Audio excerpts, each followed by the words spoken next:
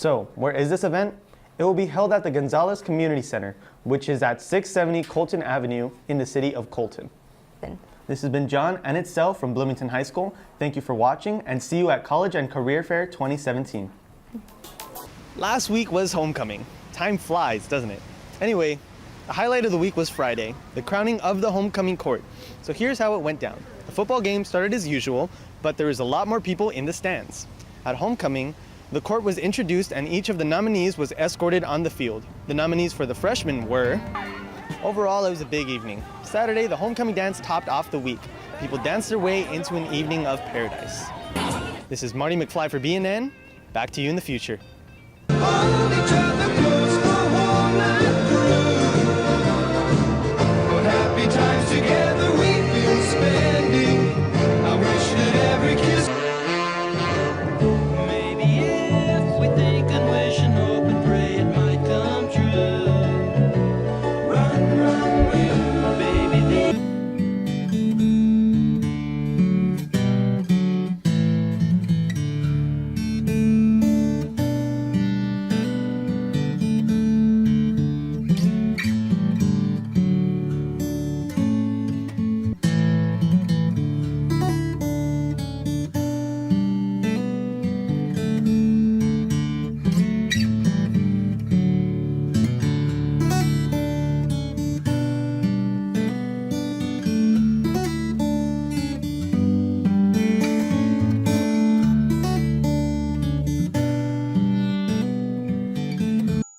If you haven't noticed, music and musicians are a recurring theme on the BHS campus. Let's go see if we can find some in their natural habitat.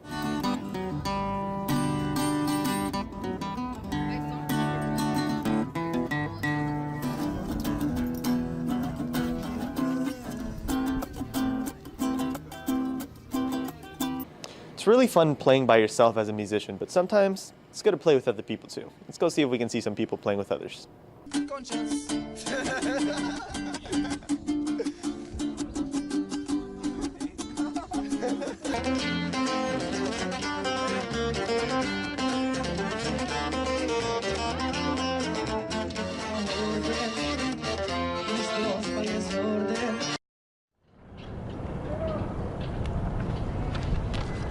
Hey, did you hear that the cafeteria is hiring?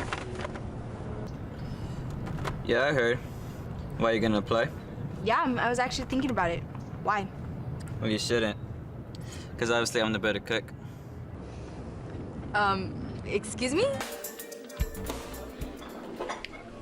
So, tell me about the date. Well, it was a nice restaurant and the food was fabulous, but between you and I don't think Joe is the right one for me. I'm sorry, did you just say between you and I? Yeah, I did. Why? I think you mean between you and me. Between you and me? Are you sure? Like, how do you know? I don't know. It just doesn't sound right. Just get yourself acquainted with the New York Times best-selling book, Between You and Me, or the 80s hit by April Wine, Between You and Me.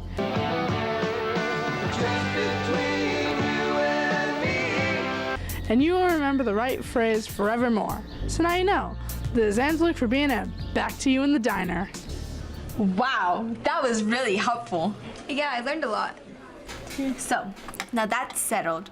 You never finished telling me why you and Joey were not a perfect match. Well, now I'm embarrassed to say this, but between you and me, Joe uses really bad grammar.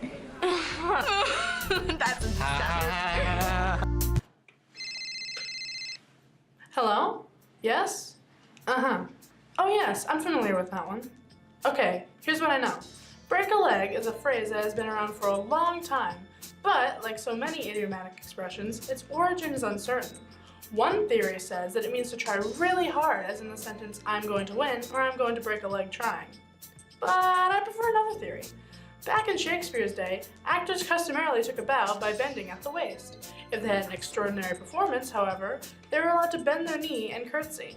Bending the knee is called breaking a leg. So, when you tell an actor to break a leg, you are wishing them a performance good enough to merit the break the leg bow. What famous snack made its original debut in Disneyland in 1964? Krabby Patties.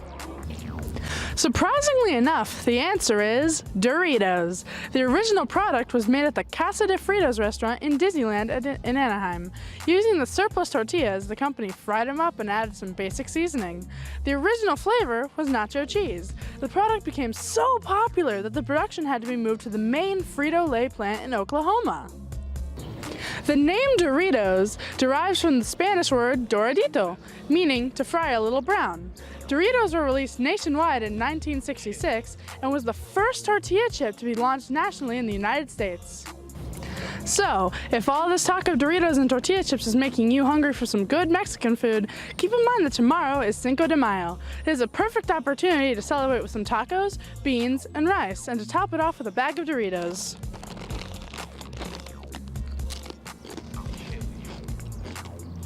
So now you know. This is Angelique for BNN. Back to you in the studio.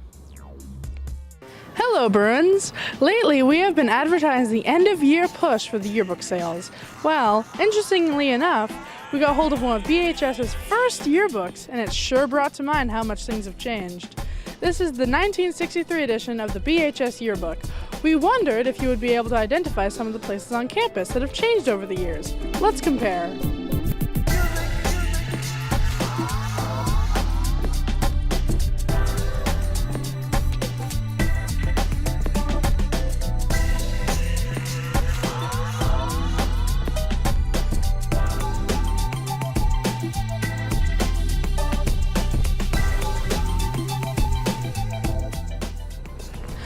So, those are some interesting changes, but how about graduation? Has graduation changed since the opening of the school?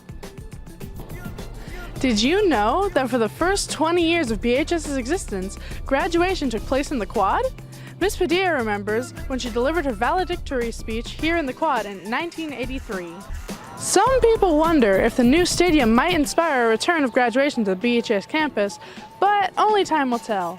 Yes, some things seems like they never change, but in fact they almost always do. So now you know. This is Angelique for BNN. Back to you in the studio.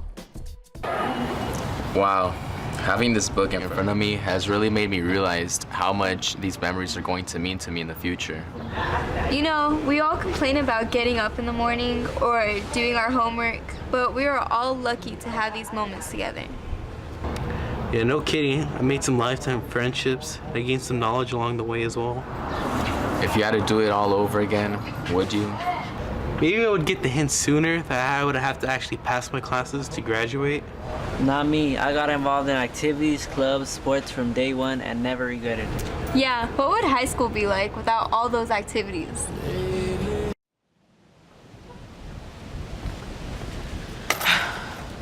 I'm collecting donations for Penny for Patients. Do you have any spare change? No, I'm sorry. Oh, it's all right. Thank you.